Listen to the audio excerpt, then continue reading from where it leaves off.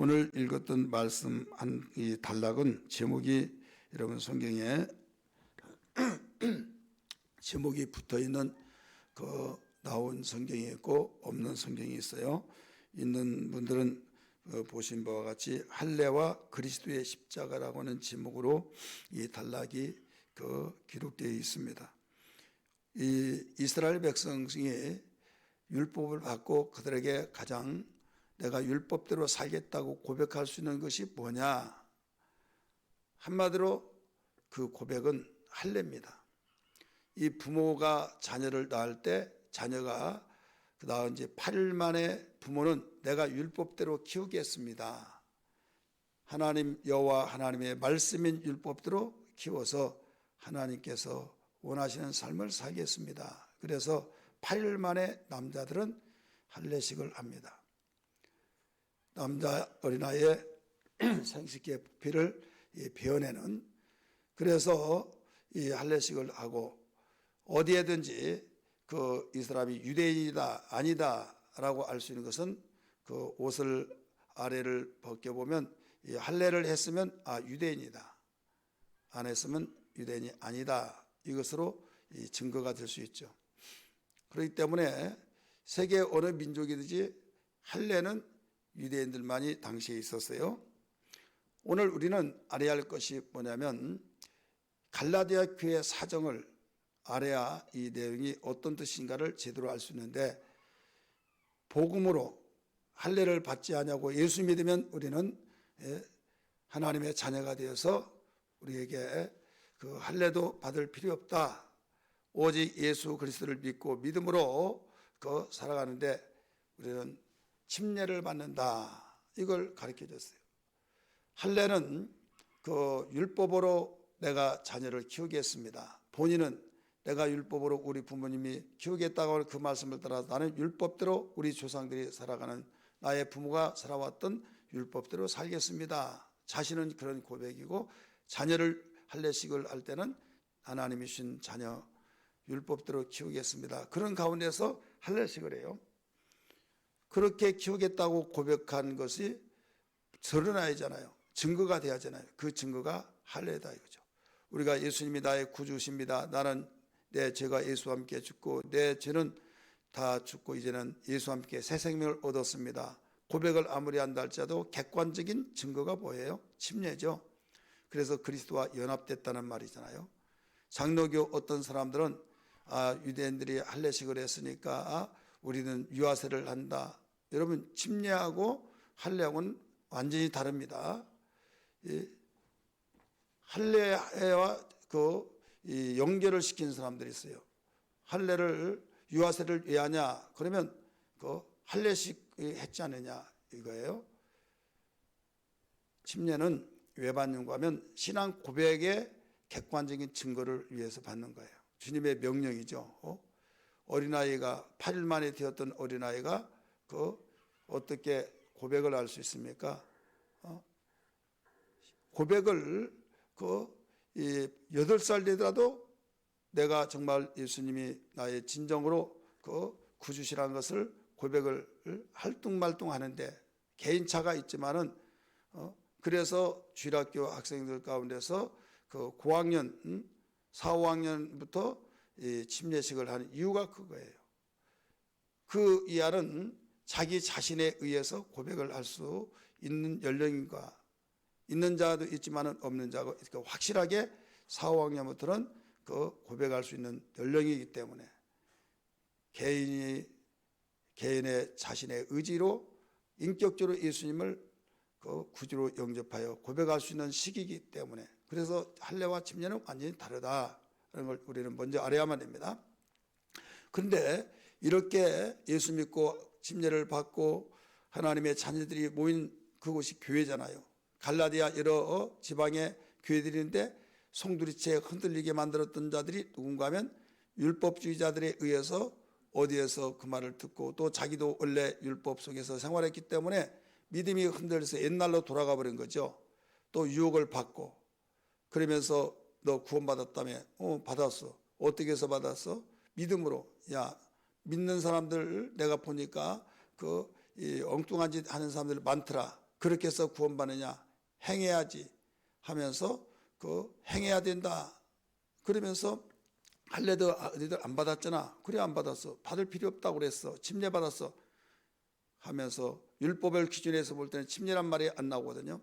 할례를 받으라고 했지. 그래서 이 할례식을 이제 하게 됩니다. 그러니까 내가 그동안에 예수 믿으면서 할례 필요 없다고 그래서 안 받았는데 할례식을 또 받고 이런 일들이 일어나니까 바울은 이런 일을 갈라디아 6장을 마무리하면서 이 내용을 가르쳐 줍니다. 할례와 그리스도의 십자가가 무슨 관계가 있느냐 이거예요.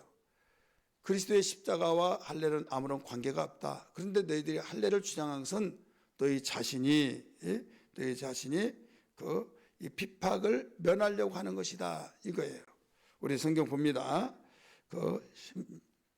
12절 말씀 같이 봅니다. 시작. 무릇 육체의 모양을 내리아는 자들은 억지로 너희에게 할례를 받게 하면 그들이 그리스도의 십자가로 말미암아 박해를 면하려 할 뿐이니라 이 나오죠. 지금 갈라디아 교인들이 복음으로만 잘 자라다가 다른 데서 유대 율법주의자들에 의해서 물들어서 옛날로 돌아가면서 교회 생활을 하는 거예요. 교회 생활 하더라도 할례를 받아야 되는데 할례식 받아야 된다고 막 그렇게 주장을 한다 이거죠. 그러면서 다른 사람도 할례 받으라고 그렇게 주장하면서 교회가 율법으로 돌아가게끔 만드는 이런 상황. 왜 이렇게 그들이 할례를 받으라고 하느냐? 그 이유가 박해를 면하려고 한다. 이렇게 말했죠. 박해를 면하려 할 뿐이라 이 나오죠. 이 말이 무슨 말인가 하면 일제시대 때 예수 믿는데 그 일제가 통치하고 있기 때문에 그 기독교는 어떻게 죽인다 하더라도 어떤 무수하지 않고 그들을 흐트러 놓고 그들을 힘을 약화시킬 수 있는 것이 뭔가 아무리 힘을 더 무력을 쓰면 더 불붙여진 거예요. 불 붙는데 휘발유를 그러면 더火를 타오르듯이 이렇게 저렇게 해봐도 안 되는데 그러면 신사에다가 절하면 되겠다. 해가지고 교회마다 다 신사 참배하라고 예배를 드리더라도 신사에 먼저 절하고 거기다가 우상을 갖다 놓고 거기에 절하고 한다 이거죠. 그럴 때 안 하면 그 교회를 문을 폐쇄시켜 버리고 교회를 문 닫게 해서 그 교회를 불태워버리고 막 그러니까 갈등이 일어난 거예요. 갈등이 일어나서 어떤 일이 일어나느냐? 우리가 하나님 섬기는데 우리가 고개로 이렇게 묵념하듯이 신사 참배하고 거기에 우리가 예배 드리면 하나님은 중심을 보시기 때문에 외모 보지 않고 중심 보시기 때문에 괜찮지 않느냐? 그래 우리 예배가 교회가 문을 닫히는 것만은 우리 막아야 된다. 해가지고 일제시대 때 기독교가 그 신사에 참배하는 사람들이 그렇게 주장을 하면서 그 총회 때 발언을 했어요. 이대로 우리 교회가 다 문 닫고 무너질 것인가? 우린 지혜를 써야만 됩니다. 그들이 원하는 대로 해주고 우리는 중심 속에 하나님 찾으면 됐지 않느냐? 그러니까 아닙니다. 맞습니다. 막 찬반이 갈라졌어요. 찬반이 갈라진 가운데서 여기에서 그 갈라진 교회는 그 끝까지 고수하고 신사를 참배할 수 없다.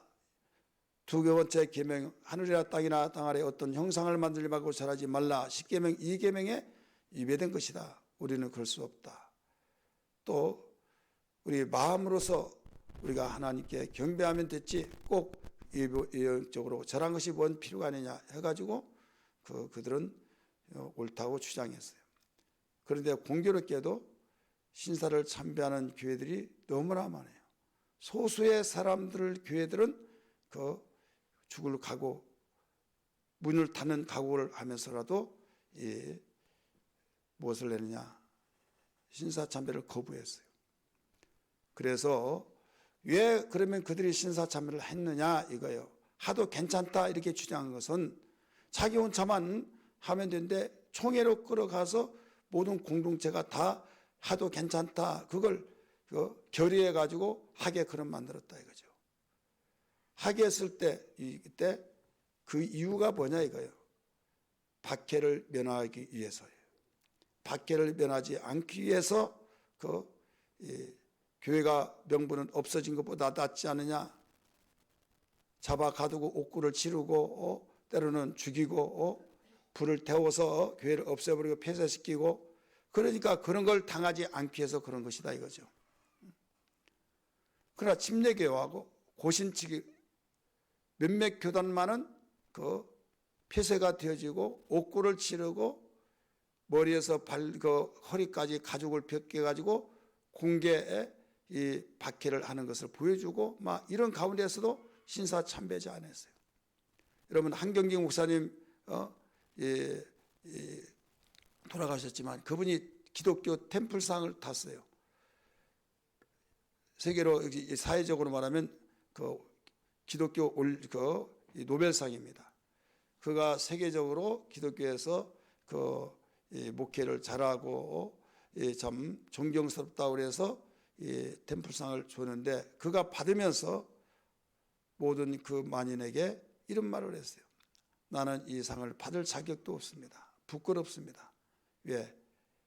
그 부끄럽다는 이유는 뭐냐면 그가 북한에서 피난민으로서 내려와서 피난민을 대상으로 영락교회가 세워졌거든요. 이 교단이 신사참배를 주장해서 신사참배했던 목사로서 나는 그게 일생에 맺혀가지고 회개했지만은 그게 흔적이 있다 이거죠. 베드로가 회개했지만은 그 회개의 흔적이 있어서 항상 꼬리표가 따라다니듯이 나는 그래서 이 상을 받을 자격이 없다라고 하면서 주는 것이기 때문에 받지만은 그 상급을 다 반납했어요. 오늘 우리는 이와 같이 고통이 영원토록 고통이 있는 것이 아니에요. 고통도 죄를 짓고 고통받고 고난받으면 문제가 당연하지만은 우리가 의를 위해서 고난받는 것은 상급이 있고 복되다라고 말씀하셨어요. 갈라디아 교인들이 할례를 받으려고 하고 자기가 받고 다른 사람들 막 받게 계속하는 것은 자기들의 이 박해를 면하기 위해서다라고 가르쳐줬잖아요. 이때 할례를 받은 사람이 율법대로 살겠습니다라고 하고 받는데 왜 할례를 받을 때 율법대로 살지 않느냐, 율법대로 지키지 않느냐 이거예요. 13절 같이 봅니다. 시작. 할례를 받는 그들이라도 스스로 율법을 지키지 아니하고 너희에게 할례를 받게 하려는 것은 그들이 너희의 육체로 자랑하리라 하십니다. 12절에서는 박해를 면하기 위해서 그랬고, 그러면 할례를 내가 받았으면 율법대로 지키고 율법대로 살아야 하지 않느냐. 근데 율법대로 지키지 않고 나는 할례 받은 사람이야 자랑하려고.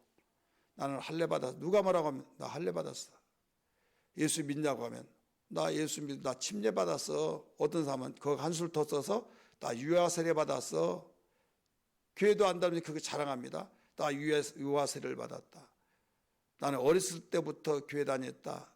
나는 신앙생활했다. 이런 의미를 가리키고 자랑한다 이거죠. 그러기 위해서 할례를 받았던 이 갈라디아 그 당시의 그 정서입니다.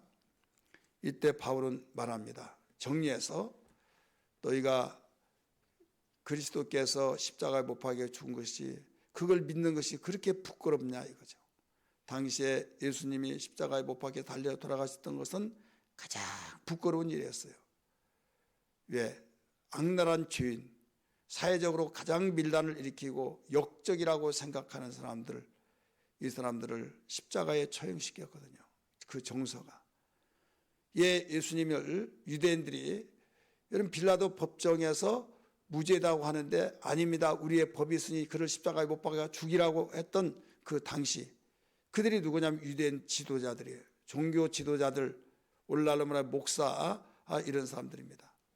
교수, 박사들 이런 사람들이 강도를 놓아주고라도 예수를 십자가에 못 박으라는 거예요. 왜 그런 줄 아십니까?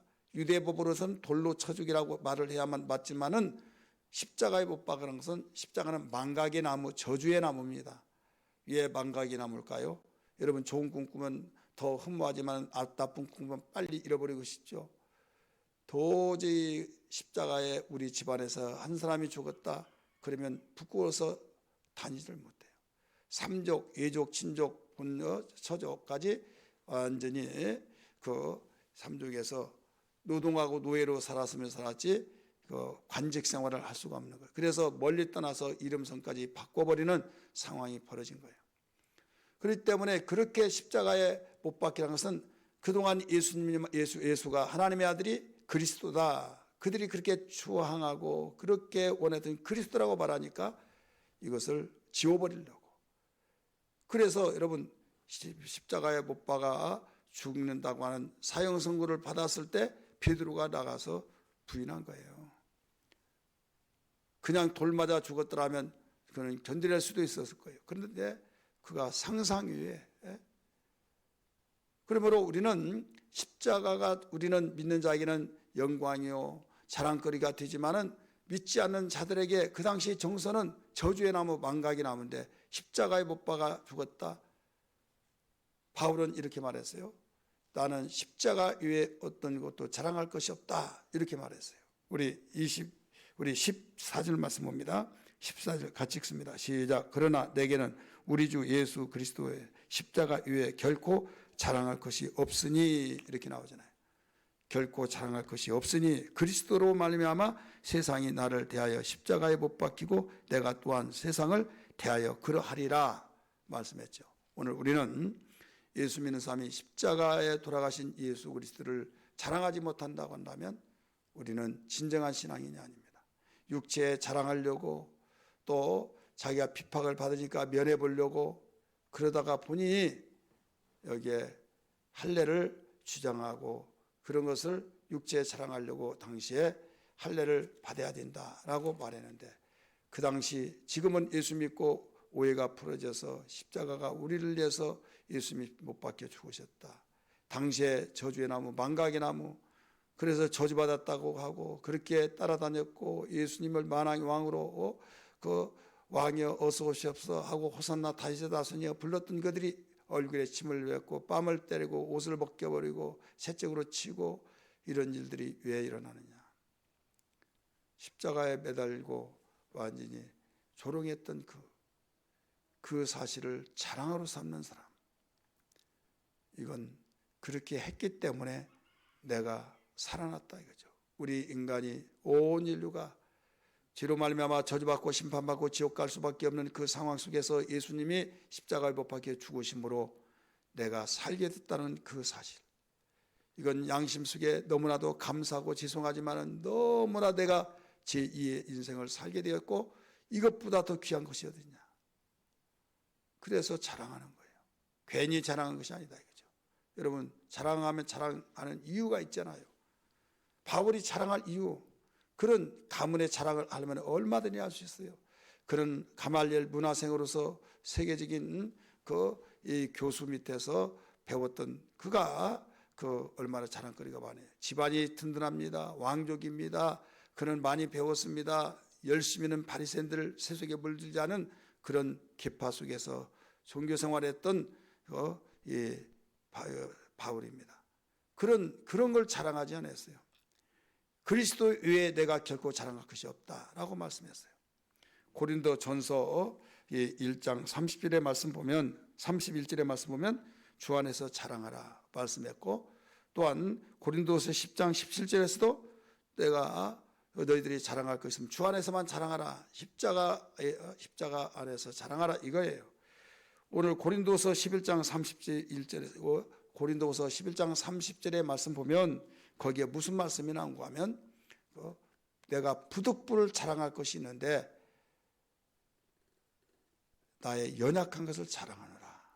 연약한 걸 자랑한다고 그랬어요. 그리고 오늘 본문에서는 십자가 위에 내가 자랑할 것이 없다. 우리 주 예수 그리스도의 십자가에는 자랑할 것이 없다. 여러분, 우리가 자랑하되 우리 주 예수 그리스도의 십자가를 자랑하기를 주님으로 축원합니다. 강도의 십자가가 아닙니다. 양쪽 강도는 자기 죄 때문에 십자가에 죽었는데 이것은 저주받은 자요 마땅히 죽어야 할 자이겠지만은 예수 한가운데 예수님이 십자가에 못 박힌 것은 당신의 죄 때문에 받는 것이 아니라 그 저주받은 그 모습이 내가 받아야 할 그 저주를 주님이 대신 짊어지기 때문에 죄송하고 감사하고 그래서 자랑이 되는 거예요. 그러므로 이제 우리는 이 갈라디아 교회가 할례가 옳다 아니다 막 이렇게 논란이 있어서 무너졌던 그 교회 정리하면서 할례 받지 않은 무할례나 아무것도 아니다 이렇게 가르쳐졌어요. 우리 15절 말씀 봅니다. 할례나 무할례가 아무것도 아니로되 뭐라고 그랬어요? 오직 새로 지음을 받는 것만이 중요하니라. 새로 지음 받는 것만이 중요하니라.